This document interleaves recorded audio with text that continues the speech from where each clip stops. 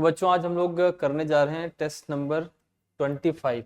Second last test है हमारा, इसका सॉल्यूशन करने जा रहे हैं। देखते ही देखते हम लोग अब लास्ट से पहले वाले टेस्ट पर पहुंच गए।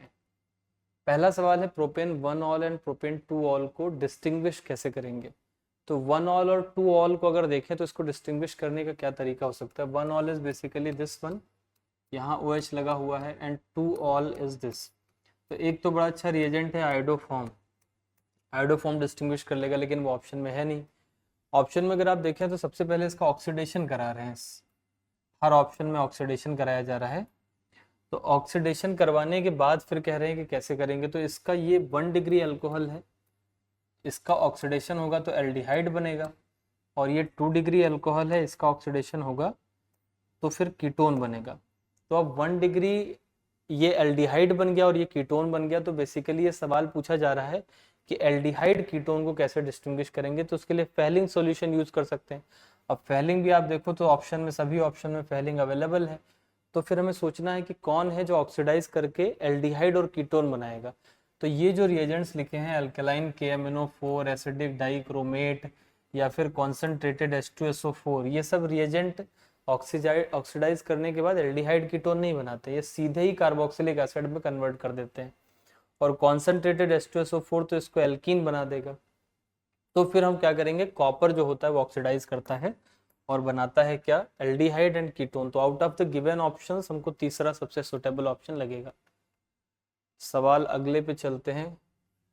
The bond length of HCl bond is this, percentage ionic character of HCl is measured, dipole moment is this. तो ये तो एक फॉर्मूला बेस्ड क्वेश्चन आप कह सकते हैं। परसेंटेज कैरेक्टर बराबर होता है जितना डाइपोल आपको मिल रहा है। तो ये हमें मिल रहा है 6.226 इंटू 10 की पावर -30, इतना तो मुझे मिल रहा है कूलॉम मीटर।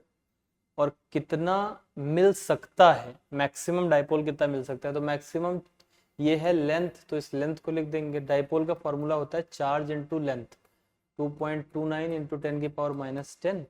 और चार्ज इस पे मैक्सिमम कितना आ सकता है, +1 और -1, तो चार्ज हो जाएगा 1.6 इंटू 10 की पावर -19। कूलॉम्ब में लिख दिया है, परसेंटेज निकालना है इसलिए 100 से गुणा कर देंगे। इन सब को अगर आप हल करोगे तो आपके पास ये 17% आ जाएगा, 17% कैरेक्टर आ जाएगा डाइपोल के अंदर, percentage ionic character. A compound that gives a positive iodoform, तो 2-पेंटेनोन आयोडोफॉर्म टेस्ट देने के लिए क्या शर्त है, एक टर्मिनल मिथाइल ग्रुप होना चाहिए। तो ये टर्मिनल मिथाइल ग्रुप मिल रहा है हमें, और साथ ही साथ अल्कोहल होना चाहिए या फिर कीटोन होना चाहिए। तो 48 का सेकंड करेक्ट ऑप्शन हो जाएगा। इथाइल फॉर्मेट पहले तो लिखते हैं, तो इथाइल का मतलब हुआ C2H5, और इसके साथ मैंने यहाँ पर O लगा दिया। अब ये बन गया इथाइल, और फॉर्मेट बनाना है यानी एस्टर ग्रुप लगाना है तो C डबल बॉन्ड O, और यहाँ पर H ही आएगा, एक कार्बन तो ऑलरेडी हो ही गया। तो दिस इज इथाइल फॉर्मेट। इसको ग्रिग्नार्ड रिएजेंट ऐड कर रहे हैं, वो भी एक्सेस पूछ रहे हैं कि क्या बनेगा। तो ग्रिग्नार्ड का अगर आप एक्सेस करोगे तो पहला मॉलिक्यूल ग्रिग्नार्ड का आएगा तो वो इसको हटा देगा। ये है एक एस्टर, और एस्टर जो होता है उसमें ये लिविंग ग्रुप होता है, तो ये हट जाएगा और इसकी जगह पर लग जाएगा CH3। तो ये C डबल बॉन्ड O और CH3, ये तो सबसे पहले नंबर पर लगेगा। लेकिन उन्होंने कहा है कि एक्सेस से रिएक्ट कराओ, तो ये एक एल्डिहाइड है, अभी और रिएक्ट कर लेगा, तो अगले नंबर पे ये CH3 यहाँ आके लग जाएगा और ये इसको कन्वर्ट कर देगा किसमें, एक 2 डिग्री अल्कोहल में। तो ये C के साथ यहाँ CH3 लगा हुआ है, यहाँ एक और CH3 लगेगा। CH3 कहाँ से आ रहा है, ग्रिग्नार्ड रिएजेंट से, और ये बदल जाएगा OH में। तो ये जो कंपाउंड बना है, इस कंपाउंड का नाम है आइसोप्रोपाइल अल्कोहल। तो सही जवाब हो जाएगा हमारा दूसरा वाला question. An organic compound CHN 40, 13 और 46% है एम्पेरिकल फॉर्मूला। इसका एक तरीका होता है, कार्बन हाइड्रोजन नाइट्रोजन लिख लो, परसेंटेज कितना है 40, ये है 13.33, और इसका परसेंटेज है 46.67। तो पहले मोल्स निकालते हैं, तो इसका 12 से डिवाइड करेंगे, इसको 1 से डिवाइड करेंगे और इसको 14 से डिवाइड करेंगे, तो ये आएगा 3.3, ये आएगा 13.3 और ये आएगा 3.3 के करीब। इसका रेशियो निकालोगे तो 1:4:1 आ जाएगा। तो कार्बन होना चाहिए 1, हाइड्रोजन होना चाहिए 4 और नाइट्रोजन होना चाहिए 1। तो करेक्ट ऑप्शन तीसरा हो जाएगा। इसमें कहा गया है कि एक कंपाउंड है जिसका मॉलिक्यूलर फॉर्मूला C8H8O2 है। तो इससे एक बात तो पता चल गई कि ये रिंग वाला कंपाउंड है, मतलब ये एरोमेटिक टाइप का कंपाउंड है, ये तो पता चला पहला इसका फॉर्मूला देखने से, जिससे हमारा कोई काम अभी नहीं बना है। Reacts with acetophenone, now which is acetophenone? Acetophenone होता है CH3 C double bond O and इसके बाद इधर की तरफ इसमें है ये ऐसे डब्बा लगा रहता है, दिस इज एसीटोफिनोन। अब एसीटोफिनोन से जब ये रिएक्ट करता है तो सिंगल क्रॉस एल्डोल प्रोडक्ट बनाता है। Now what is cross aldol? अगर कोई एक कंपाउंड होता है A और उस कंपाउंड को जब इससे रिएक्ट कराते तो अगर इसके पास भी अल्फा हाइड्रोजन होता, इसके पास तो दिख ही रहा है, तो फिर क्रॉस एल्डोल में ज्यादा प्रोडक्ट बनते, क्योंकि ये इसका H हटके इस पे रिएक्ट करता और इसका H हटके इस पे रिएक्ट करता, तो फिर दो प्रोडक्ट बन जाते क्रॉस एल्डोल के। फिर इसका H हटके इसी पे रिएक्ट करता और इसका H हटके इसी पे, वो तो सेल्फ वाले बन जाते। लेकिन क्रॉस के भी दो बनते अगर दोनों के पास अल्फा हाइड्रोजन होता तो।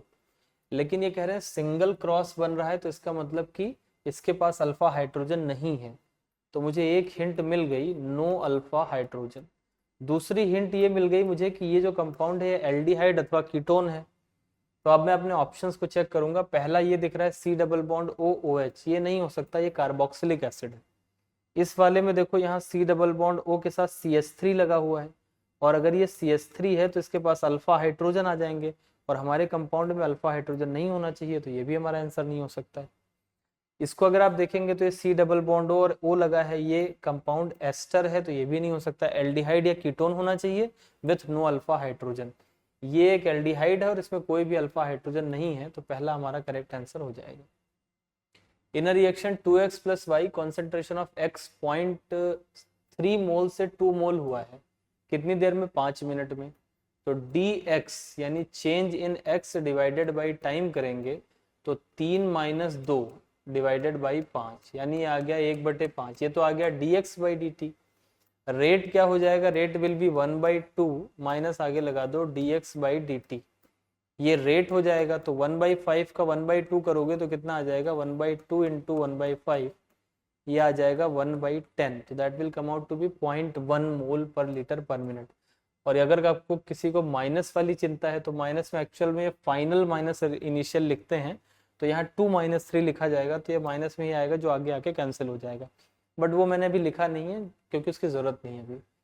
एक्टिवेशन एनर्जी दे रखी है 180 और 200 फॉरवर्ड एंड बैकवर्ड की, तो अगर डेल्टा एच निकाले तो -20 आ जाएगा। E forward minus E backward होता है delta H. Delta H is equal to E forward minus E backward. तो मैंने डेल्टा एच यहाँ पे निकाला, इसका आ गया -20। ये कह रहे हैं कि कैटलिस्ट लगा दिया गया है। कैटलिस्ट आपको पता है दोनों को कम करता है, फॉरवर्ड को भी और बैकवर्ड को भी। तो दोनों को कम करेगा तो डेल्टा एच पे कोई फर्क नहीं आएगा, तो डेल्टा एच अभी भी -20 रहेगा। Catalyst changes activation energy, that is true in the forward direction, that is true in the backward, true, but it does not change delta H and it does not change equilibrium position. Which of the following major product is formed when true bromobutane? Bromobutane बनाना है तो 4 carbon, यहाँ पर bromo लगा दिया। अब अगर इस पे अल्कोहलिक KOH डालेंगे तो डीहाइड्रोहेलोजिनेशन कहेगा, इसको हटाएगा यहाँ से और यहाँ डबल बॉन्ड लगा देगा। इस कंपाउंड का नाम है trans to butene. Butene two butene तो है ही है, ट्रांस इसलिए क्योंकि इसके अंदर एंटी एलिमिनेशन होता है, तो ट्रांस प्रोडक्ट बनने की संभावना ज्यादा है, इस वजह से ये हो जाएगा fourth correct option. Compound found by electrolysis of ethanol, ये तो नॉन इलेक्ट्रोलाइट है तो इसका तो कुछ होगा नहीं। NaCl का होगा तो क्लोरीन गैस आपको मिल जाएगी इलेक्ट्रोलिसिस से, तो थर्ड आंसर करेक्ट हो जाएगा। इसमें से कौन सा ऑक्सी एसिड है जो रिड्यूसिंग एजेंट और मोनोबेसिक है? तो आप ये जानते हैं इसके अंदर n बराबर 3 होता है, ट्राई बेसिक होता है, ये n बराबर 2 होता है, इसमें n बराबर 1 होता है। ये मोनो बेसिक एसिड है और रिड्यूसिंग एजेंट भी है बिकॉज इसके अंदर पीएच बॉन्ड प्रेजेंट है। अगर मैं इसका चित्र बनाऊंगा तो ये बनेगा P डबल बॉन्ड O और 2 हाइड्रोजन इसमें इस तरीके से लगे हैं और एक OH लगा हुआ है, तो ये जो पीएच बॉन्ड है इसकी वजह से ये रिड्यूसिंग एजेंट भी है, तो third will be the correct answer for this question. Match list 1 with list 2, तो FeOH whole thrice, this is AB3 type of salt. इसमें किसी भी तरह का सॉल्ट हो तो उसका अगर KSP आपको निकालना है तो एक जनरल फॉर्मूला है x की पावर x, y की पावर y और s की पावर x प्लस y। तो अगर यहाँ देखो तो इसमें y की जगह 3 है, 3 का क्यूब करोगे तो 27 हो जाएगा, 1 का स्क्वायर करोगे मतलब 1 की पावर 1 ही हो जाएगा, तो 27s की पावर 4 से मैच कर देंगे। ए को सेकंड से मैच कर रहे हैं, एक ही ऑप्शन दिख रहा है तो हम सेकंड लगा देंगे और उसी के साथ चले जाएंगे। सिंपल क्वेश्चन है, आप बाकी का निकाल के मैच कर सकते हैं। एक अनसैचुरेटेड हाइड्रोकार्बन उसको ट्रीट किया गया ओजोन से और हाइड्रोलिसिस से एक मिला है 2 पेंटेनोन और एक एसिटल्डिहाइड। तो ये आसान सवाल होता है। एसिटल्डिहाइड का मतलब है CH3 then C double bond O और H, ये है एसिटल्डिहाइड। और पेंटेनोन 2 पेंटेनोन का मतलब C डबल बॉन्ड O और यहाँ पर ये एक CH3 लगाएंगे एंड देन आफ्टर यहाँ C3H7 लगेगा। 3 एक 4 और एक 5 कार्बन होगा। अब इन दोनों का आप जानते हैं डबल, बीच में डबल बॉन्ड कर दो बस एंड मिल जाता है। तो ऐसा अगर आप देखेंगे तो आपको इसमें एक तरफ CH3 और H होना चाहिए और एक तरफ CH3 और एक कार्बन यहाँ पर होना चाहिए। तो ये थोड़ा सा प्रिंटिंग का मिस्टेक है, यहाँ CH3 होना चाहिए, तो ये पहला ऑप्शन करेक्ट हो जाएगा। चेंज इन एंट्रोपी पूछा गया है और एंथैल्पी ऑफ फ्यूजन दिया गया है। तो डेल्टा एस का फॉर्मूला क्या होता है, delta S is equals to delta H divided by temperature, जिस भी टेम्परेचर पे वो काम हो रहा हो। डेल्टा एच में थोड़ा यूनिट का ध्यान रखेंगे, 6 किलो जूल है तो this will be 6000 joule divided by temperature हो जाएगा 273 केल्विन, इसको डिवाइड करेंगे तो it will come out to be 21.97, यानी कि करेक्ट आंसर आपका हो जाएगा third option. The standard electrode potential 4 के दे रखे हैं, कौन सा मेटल आयन लिबरेट करेगा hydrogen from a dilute acid. तो वही मेटल्स डाइल्यूट एसिड से H+ हाइड्रोजन गैस निकाल पाते हैं जिनका स्टैंडर्ड इलेक्ट्रोड पोटेंशियल या स्टैंडर्ड रिडक्शन पोटेंशियल नेगेटिव होता है। तो ऐसे मुझे शुरुआत वाले दो दिख रहे हैं जिनका नेगेटिव है, तो वेनेडियम और chromium will be my correct option. सिर्फ यही दो होंगे जो किसी भी एसिड से हाइड्रोजन को लिबरेट कर पाएंगे। इसके अंदर अगर आप देखें तो फॉस्फोरस यहाँ पर 0 ऑक्सीडेशन नंबर पे है, इधर देखेंगे तो +1 पे आया है और यहाँ पर आप देखेंगे तो इट इज एट -3। तो ये ऑक्सीडाइज भी हुआ है और रिड्यूस भी हुआ है, तो करेक्ट आंसर हो जाएगा बोथ रिड्यूस्ड एंड ऑक्सीडाइज। इस सवाल में ये ग्रिग्नार्ड रिएजेंट को ऐड करते हैं, फिर इसके बाद उसकी हाइड्रोलिसिस कराते हैं। तो ग्रिग्नार्ड रिएजेंट का जो CH3 वाला पार्ट है ये जाके यहाँ पे जुड़ जाएगा, जहाँ भी डबल बॉन्ड होता है वहाँ पे CH3 जुड़ जाता है। तो जो A बनेगा मेरा वो किस तरीके का बनेगा, इट विल बी 6 कार्बन। तो ये मैंने 6 कार्बन लगा दिए और यहाँ पर एक तरफ ये जो डबल बॉन्ड O था इट विल बिकम OH और ये यहाँ पर आ जाएगा CH3। मतलब अगर मैं सीधे भी ऐसे लिख देता तब भी काम हो जाता। तो मेरा A बन के तैयार हो गया। A के बाद B में HBr दिया गया है तो वो यहाँ से OH को हटा के ब्रोमीन लगा देगा, यानी जो B बनेगा उसमें यही 6 कार्बन का ये सिस्टम रहेगा, यहाँ पे लगेगा और यहाँ पे ब्रोमीन लग जाएगा। नाउ दिस इज B को इन्होंने Mg इथर से रिएक्ट कराया, यानी यहाँ पर मैग्नीशियम लग जाएगा।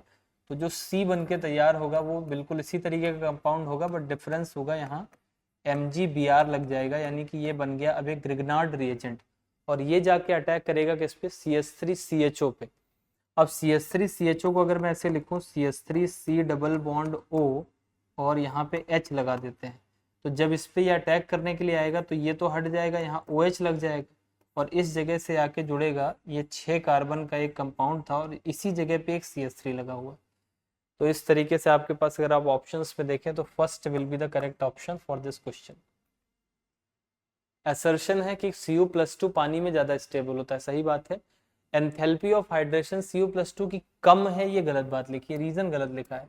एक्चुअल रीजन ये है कि एंथैल्पी ऑफ हाइड्रेशन Cu+2 का ज्यादा होता है बिकॉज ऑफ द चार्ज, तो ये ज्यादा होने की वजह से ये ज्यादा स्टेबल होता है।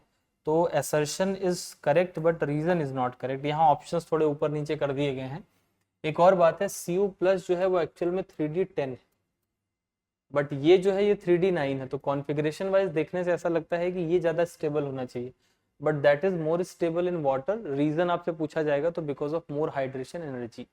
एक बाइनरी लिक्विड है जिसको मिला के बनाया गया है N-हेप्टेन और साथ में इथेनॉल। अब इथेनॉल के अंदर आपको पता है कौन सा बॉन्ड होता है, हाइड्रोजन बॉन्ड। तो अब जब इसमें बीच में N-हेप्टेन के मॉलिक्यूल आएंगे तो पुअर इंटरेक्शन करेंगे, खराब कर देंगे इंटरेक्शन को, और बैड इंटरेक्शन होगा तो पॉजिटिव डेविएशन होता है। तो the first thing, this is a non ideal solution and it is showing positive deviation from Roberts law.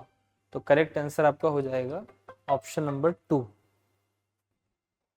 Question number 65 में अनसर्टेनिटी इन पोजीशन पूछा गया यानी डेल्टा एक्स पूछा गया। तो delta x will be equal to h upon 4 pi m delta v, ये हो जाएगा as per Heisenberg uncertainty principle. यहाँ पर h का वैल्यू ऑलरेडी क्वेश्चन में प्रोवाइडेड है 6.6 into 10 raise to the power minus 27, क्योंकि अर्ग में ले रहे हैं, अर्ग सेकंड में, तो इसलिए 27 होगा। अच्छा, यहाँ यूनिट का थोड़ा खेल है, CGS में चल रहा है, तो 27 लेना पड़ेगा। 4 लिखेंगे, पाई का वैल्यू 3.14 होता है। मास ऑफ इलेक्ट्रॉन लेना पड़ेगा, that will be 9.1 into 10 raise to the power again minus 28 होगा। 31 नहीं लिखना है, ऑलरेडी प्रोवाइडेड है क्वेश्चन में, तो 28 लेना है। डेल्टा वी कितना हो जाएगा, तो वेलोसिटी कितना दे रखा है 3 into 10 raise to the power 4। इसको डायरेक्टली नहीं प्लेस कर देना है, वहां पर 10 की पावर 4 दे रखा है वेलोसिटी, लेकिन कहा गया है कि डेल्टा वी इज 0.001% है। तो 0.001% का मतलब कितना हुआ, 10 raise to the power minus 3% है, तो 100 से डिवाइड करेंगे और जो वेलोसिटी है उसका, तो 3 इंटू 10 की पावर 4, ये -3 -5 हो जाएगा, और इसको करेंगे तो ये 0.3 सेंटीमीटर पर सेकेंड आ जाएगा। नाउ इस डेल्टा वी को यहाँ पे प्लेस करेंगे 0.3। आपको डायरेक्टली वेलोसिटी नहीं प्लेस करनी, अनसर्टेनिटी इन वेलोसिटी प्लेस करनी रहती है।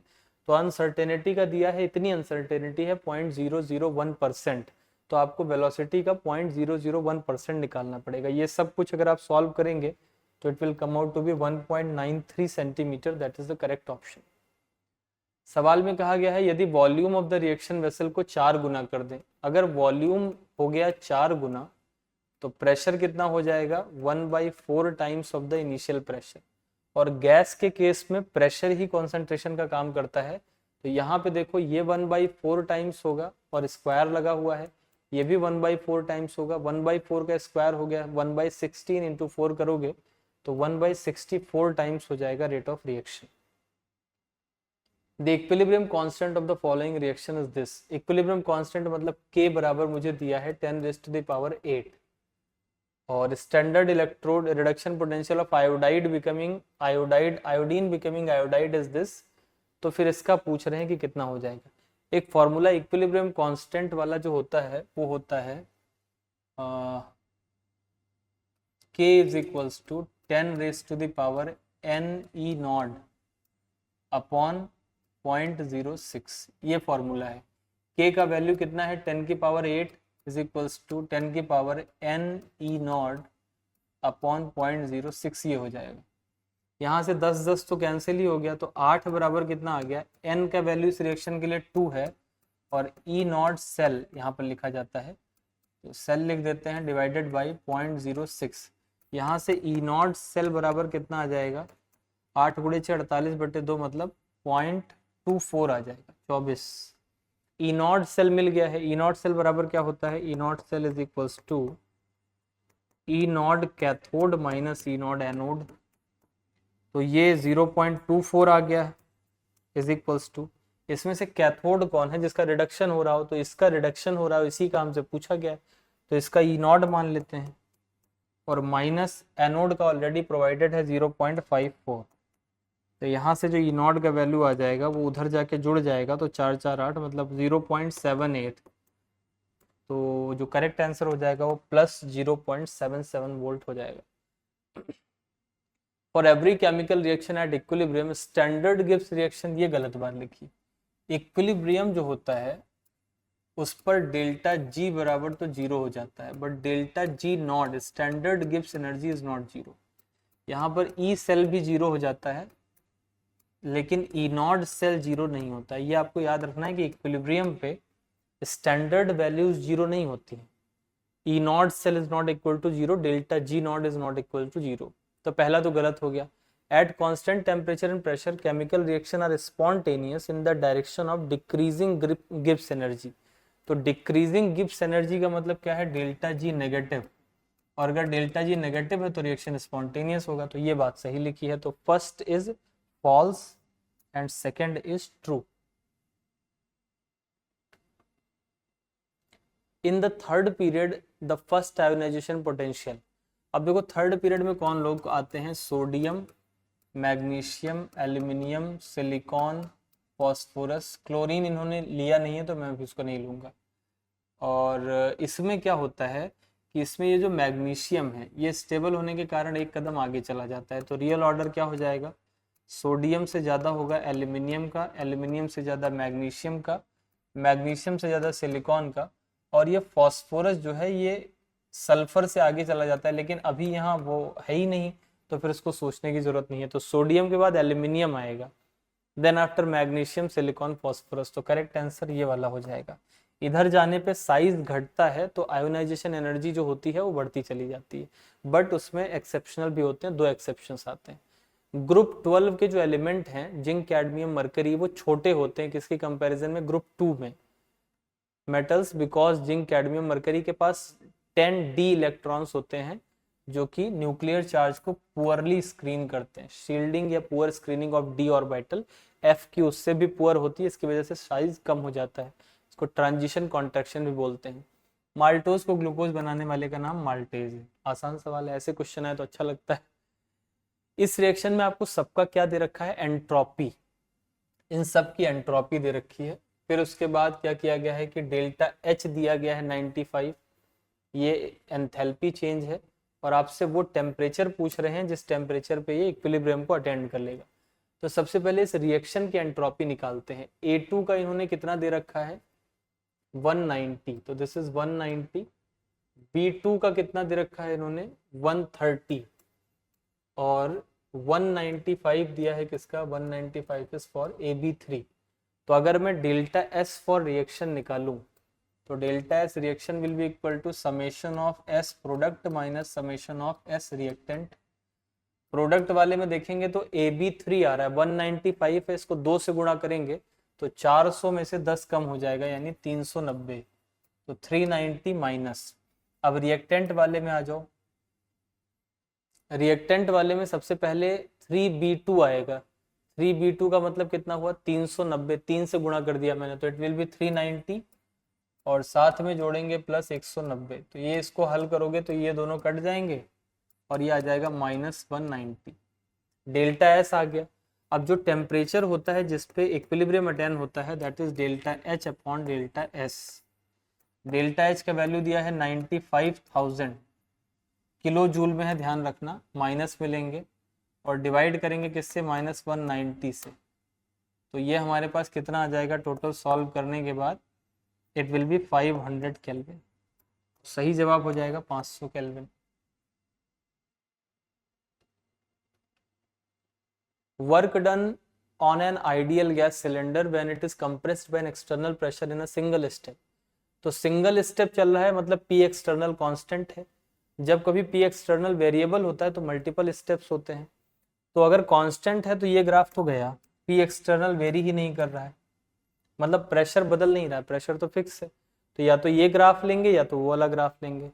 अब इस ग्राफ के अंदर देखो क्या है, V final V initial volume area is equal to delta V लिखा है, और यहाँ पे लिखा है एरिया बराबर P external into delta V, तो I will go with this graph. हालांकि ग्राफ दोनों सेम है लेकिन एरिया का जो वैल्यू दिया है वो इसमें सही लिखा है, P डेल्टा V होगा which is equal to work done in this case. इसको हमें क्या करना है, इसको हमें बैलेंस करना है। बैलेंस करने का पहला स्टेप क्या होता है, step number 1, atoms other than oxygen and hydrogen को बैलेंस करें। तो मैग्नीज है अदर एटम, तो मैग्नीज तो सब बराबर है, कार्बन यहाँ 2 है तो यहाँ 2 कार्बन लिख दो, पहला स्टेप खत्म हो गया। दूसरा लॉस बराबर गेन करना रहता है, तो यहाँ पर देखो मैग्नीज +7 में है और +7 से +2 में जा रहा है, यानी कितने का चेंज आ रहा है 5 का, और C2O4 में यहाँ पर 4 2 8 में से 2 गया 6, तो ये +3 में है, और +3 से किस में जा रहा है +4 में, मतलब 1 का चेंज आ रहा है, और 2 एटम्स है तो 1 गुणे 2 बराबर 2 हो जाएगा, तो वहाँ 2 आया कोएफिशिएंट और यहाँ 5 आया, तो यानी कि इस वाले मैग्नीज वाले को तो 2 से गुणा कर देंगे और 5 से गुणा कर देंगे C2O4 वाले को। तो मैं अगर इसको मैग्नीज वाले को गुणा करता हूँ 2 से तो ये बन जाएगा 2MnO4 और यहाँ 2Mn+2 आ जाएगा, और इसको 5 से गुणा करेंगे तो यहाँ 5 आ जाएगा, और यहाँ 5 गुणे 2 करोगे तो ये 10 आ जाएगा, 10CO2। तो लॉस एंड गेन बराबर हो गए। अब अगले स्टेप पे करते हैं कि इसको ऑक्सीजन को बैलेंस करते हैं, तो ऑक्सीजन यहाँ पे 20 है और यहाँ पे देखोगे तो 10 गुणे 2 20, और ये 2 गुणे 4 8, मतलब 28 ऑक्सीजन इधर की तरफ है और 20 ऑक्सीजन उधर की तरफ है।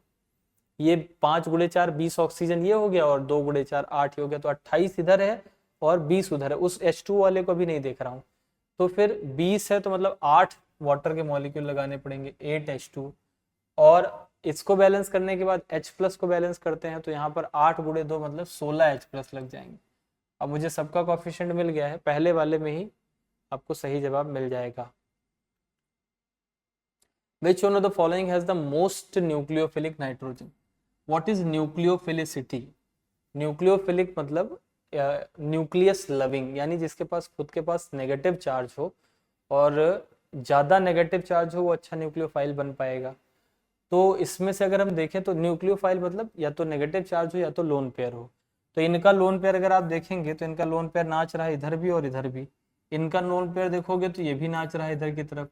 इनका लोन पेयर तो एरोमेटिसिटी का ही पार्ट है, तो ये तो बहुत ही नाच रहा है। लेकिन इसका जो लोन पेयर है वो स्टैटिक है। आपको पता है अगर lone pair and double bond comes together तो लोन पेयर जो है वो लोकलाइज्ड हो जाता है। तो because of this localised lone pair it will be the best possible nucleophile among the given options. As a result of dissolution of NaCl in water उसकी entropy बढ़ जाएगी। कारण क्या है, जब आप NaCl को पानी में डालते हो तो मॉलिक्यूल दूर दूर चले गए, जितना रैंडम होगा उतनी एंट्रोपी ज़्यादा हो जाएगी। अमोनिया एक लुईस बेस है, वो इन सब के साथ कॉम्प्लेक्स बनाएगा, किसके साथ नहीं बनाएगा, lead+2 के साथ नहीं बनाएगा, क्योंकि ये एक P ब्लॉक एलिमेंट है और कॉम्प्लेक्स बनाना किसकी आदत है, D ब्लॉक एलिमेंट की। क्यों है, बिकॉज उनके पास वैकेंट डी ऑर्बिटल होती है, पी ब्लॉक वालों के पास ऐसी सुविधा नहीं होती है, तो वो कॉम्प्लेक्स नहीं बनाते हैं। एक कंपाउंड है जिसका मॉलिक्यूलर वेट दे रखा है 67200 और उसमें हीमोग्लोबिन 0.334% है ऑफ आयरन बाई वेट, मतलब हीमोग्लोबिन का मॉलिक्यूलर वेट ये है और उसमें आयरन 0.334% है। तो यहाँ आप देखो 67200, इसका मैं अगर 0.334% निकाल लूँ तो मुझे क्या मिल जाएगा, आयरन का वजन मिल गया। तो ये आयरन का वजन निकालेंगे तो ये इतना आ जाएगा गुणा करने पर जितना भी आए। लेकिन उन्होंने मुझसे आयरन का वजन नहीं पूछा, इन्होंने पूछा कि कितने नंबर ऑफ आयरन मॉलिक्यूल होंगे। तो अब मैं सोचूंगा एक आयरन का वजन कितना है, 56, इतने हैं, तो इसको अगर 56 से डिवाइड कर दूं तो मेरा आंसर आ जाएगा। ये आप सॉल्व करोगे तो it will come out to be 4, यानी करेक्ट आंसर हो जाएगा 4th। Again I am telling you, एक मॉलिक्यूल था उसमें 0.334% आयरन था, मैंने इसके वजन का 0.334% निकाला, मान लो मेरे पास इतना वजन आया। अब मुझसे ये वजन नहीं पूछा गया, मुझे पूछा गया इसमें आयरन कितने, तो मैं जानता हूँ एक आयरन अगर 56 का है तो अगर इसको 56 से डिवाइड कर दे तो नंबर ऑफ आयरन निकल आएंगे, तो that will come out to be 4। Arrange the following compound in increasing order of their boiling point. Boiling point में सबसे पहले नंबर ऑफ कार्बन देखते हैं, अगर सिमिलर टाइप ऑफ कंपाउंड है तो ये 1 2 3 4 5 6 7 8 कार्बन है। यहाँ देखोगे तो 1 2 3 4 कार्बन है, यहाँ पे 1 2 3 एंड 4 कार्बन है। तो ऑब्वियसली ये जो 6-7 कार्बन 8 कार्बन का कंपाउंड है इसका बॉइलिंग पॉइंट सबसे ज़्यादा हो जाएगा, तो सबसे आगे तो सी चला जाएगा। तो मेरे पास ये दो ऑप्शन चले गए। इन दोनों में देखोगे तो इसके अंदर ब्रांचिंग ज़्यादा है, जब ब्रांचिंग होती है तो बॉइलिंग पॉइंट कम हो जाता है, तो ए सबसे कम हो जाएगा, सी के बाद आएगा बी एंड बी के बाद आएगा ए। लिंडलार कैटलिस्ट जो होता है वो सिन एडिशन करता है, तो इससे सिस प्रोडक्ट बनता है, यहाँ ये सिस बनेगा। और जो ये सोडियम इन लिक्विड अमोनिया है इसको बर्च रिडक्शन बोलते हैं, तो बर्च जो होता है वो करता है एंटी एडिशन, और अगर एंटी होगा तो यहाँ पर क्या बनेगा, ट्रांस। तो b is trans and a is cis, तो a cis and b is trans to butene, correct answer first हो जाएगा।